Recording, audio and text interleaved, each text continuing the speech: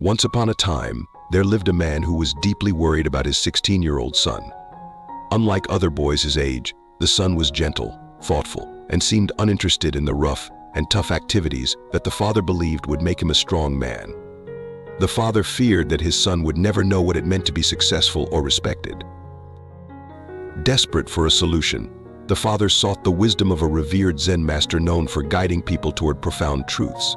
He explained his concerns to the master and asked for help in making his son more manly. The Zen master listened quietly and then responded, "I can help your son. However, you must leave him with me for 3 months and not visit during this period.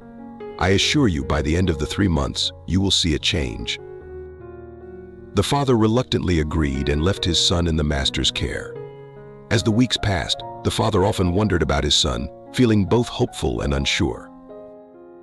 3 months later, the father returned, eager yet anxious to see the transformation in his son. The Zen master welcomed him and took him to a training hall where a karate match had been set up. The son was already in the ring, facing a seasoned karate trainer.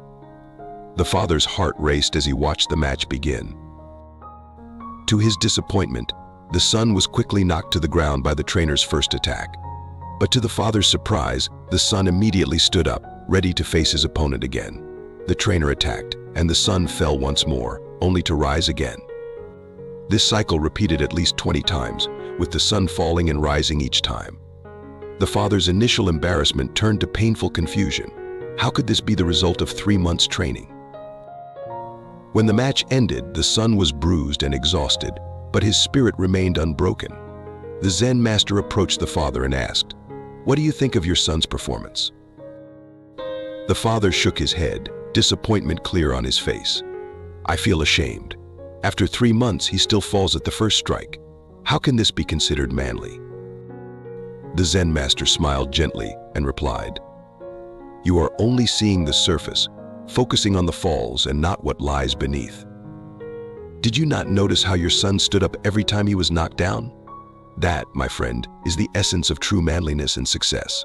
Life will often knock us down, but it is the courage to stand up again and again that defines a true warrior and a successful person." The father paused, the master's words sinking in deeply.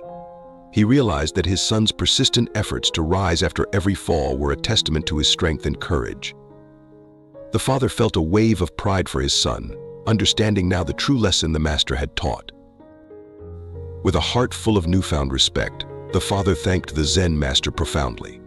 He took his son home, not as a parent burdened by worries, but as a proud parent who had witnessed the true meaning of resilience and bravery in his son.